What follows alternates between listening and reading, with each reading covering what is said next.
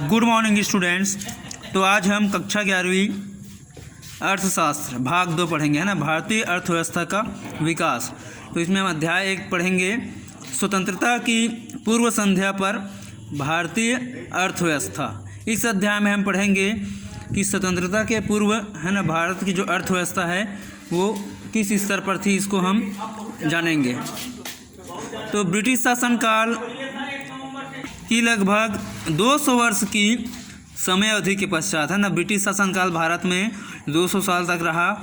अब इसके बाद जब भारत 15 अगस्त सन 1947 को आज़ाद हुआ तो भारत की जो अर्थव्यवस्था है वो एक अर्धविकसित, अर्धसामंती, पिछड़ी हुई, है ना, गतिहीन अर्थव्यवस्था थी तथा वो विभाजित अर्थव्यवस्था थी। देश की जो अधिकांश जनसंख्या है वो निर्धन थी, कृषि जो है वो पिछड़ी हुई थी तथा देश में भारी और आधारभूत उद्योग जो थे वो लगभग उसका अभाव था, नहीं के बराबर था, है ना। ब्रिटिश शासन के 2 मुख्य उद्देश्य थे, है ना, ब्रिटिश शासनकाल में जो इसके शासन के 2 मुख्य उद्देश्य थे। पहला है इंग्लैंड के विकसित होते हुए उद्योगों को भारत से कच्चा माल प्राप्त होता रहे, है ना। इंग्लैंड का जब भारत में शासन था तो उद्योगों के लिए कच्चे माल, है ना, कच्चे माल जो है वो भारत से उनको प्राप्त होता था। तो वो ये चाहते थे कि जो कच्चा माल है वो प्राप्त होता रहे भारत से। दूसरा उद्देश्य था उनका इंग्लैंड के उद्योगों में निर्मित माल, है ना, जो इंग्लैंड में जो उद्योग में जो सामान तैयार हो रहे थे वो भारत के बाज़ारों में बिकता रहे। इन उद्देश्यों की प्राप्ति के लिए अंग्रेज़ों ने जो आर्थिक नीति अपनाई उसकी मुख्य विशेषताएं इस प्रकार थी, ना। अपने जो उद्देश्य थे, 2 मुख्य उद्देश्य उनके थे, तो उनको पूरा करने के लिए उन्होंने जो आर्थिक नीति अपनाई उसकी विशेषताएं इस प्रकार है। पहला है, ब्रिटिश सरकार ने भारतीय किसानों को इस बात के लिए मजबूर किया कि वे खाद्य फसलों के स्थान पर व्यापारिक फसल, है ना, जैसे कपास, जूट आदि का अधिक उत्पादन करें। तो जो ब्रिटिश शासनकाल में भारत के किसानों को, है ना, इस बात के लिए मजबूर किया गया कि जो खाने पीने की फसलें हैं उसके स्थान पर वो, है ना, व्यापारिक फसल जैसे कपास, जूट आदि का अधिक से अधिक उत्पादन करें। दूसरी विशेषता यह है कि ब्रिटिश सरकार ने जो भू राजस्व प्रणाली अपनाई थी, जैसे जमींदारी प्रथा, है ना, जमींदारी प्रथा थी, तो है ना, ये जमींदारी जो प्रथा है ना, ये ब्रिटिश शासनकाल में भारत में ये प्रचलित थी, है ना। तो इसमें क्या होता था, जमींदारी प्रथा में, इस प्रथा में क्या होता था, है ना, जो कृषि कार्य करते थे खेतों पर, है ना, तो खेतों में उसका स्वामित्व नहीं होता था। जैसे जमींदार है तो जमींदार जो, है ना, जो कृषि कार्य के बदले में उनसे कर वसूलते थे किसानों से। तो ये जमींदारी प्रथा चल रही थी। भारत की स्वतंत्रता के बाद इसको अब समाप्त कर दिया गया है। तो इस जमींदारी प्रथा के फलस्वरूप क्या हुआ, किसानों को अपनी व्यापारिक फसलों के अधिकांश भाग को बाज़ार में बेचना पड़ा, है ना, और इसका इंग्लैंड को निर्यात किया जाने लगा।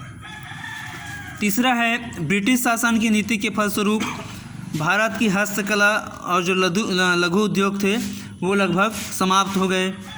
ब्रिटिश शासन की व्यापार नीति के फलस्वरूप भारत से कच्चा माल इंग्लैंड को निर्यात किया जाने लगा, है ना। ब्रिटिश शासन की जो उनकी व्यापार की जो नीति थी, इसके फलस्वरूप भारत से कच्चा माल इंग्लैंड को भेजा जाने लगा तथा इंग्लैंड से जो सामान तैयार होता था, है ना, उसको भारत को भेजा जाने लगा, जो ब्रिटिश शासन की नीति का ही उद्देश्य था। ब्रिटिश शासन की आर्थिक नीति का परिणाम ये हुआ कि भारतीय अर्थव्यवस्था जो है वो निर्धन, गतिहीन, पिछड़ी हुई कृषि प्रधान अर्थव्यवस्था बनकर रह गई। ब्रिटिश शासन का प्रत्येक कदम और प्रत्येक नीति का एक ही उद्देश्य था, इंग्लैंड की स्वार्थ पूर्ति के लिए भारत का शोषण करना, है ना।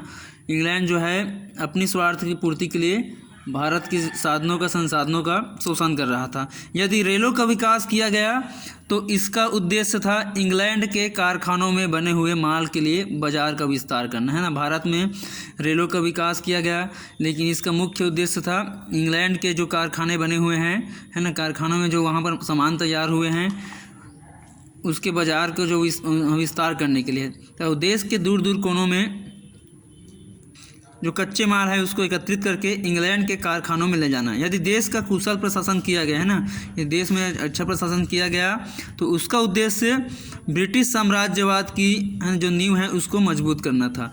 तो ब्रिटिश शासनकाल के 200 वर्षों में भारतीय अर्थव्यवस्था एक निर्धन व गतिहीन अर्थव्यवस्था बनकर रह गई, जबकि इंग्लैंड है ना, जिसका क्षेत्रफल भारत के क्षेत्रफल से 20 गुना कम था और जिसकी जनसंख्या 1947 में भारत की जनसंख्या से 6 गुना कम थी, दिन प्रतिदिन एक धनी देश बनता गया। और इसके विपरीत ब्रिटिश शासन की नीतियों के फलस्वरूप स्वतंत्रता के समय भारतीय अर्थव्यवस्था गतिहीन, अल्पविकसित, अर्धसामंतवादी, घिसी हुई तथा विभाजित अर्थव्यवस्था बनकर रह गई।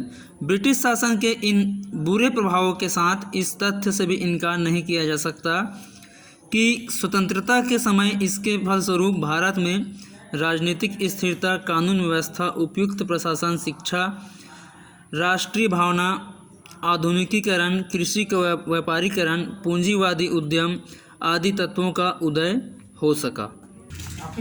ठीक है डियर स्टूडेंट, आगे की वीडियो में हम स्वतंत्रता प्राप्ति के समय भारत की जो अर्थव्यवस्था है उसकी प्रकृति के बारे में हम पढ़ेंगे। Thank you.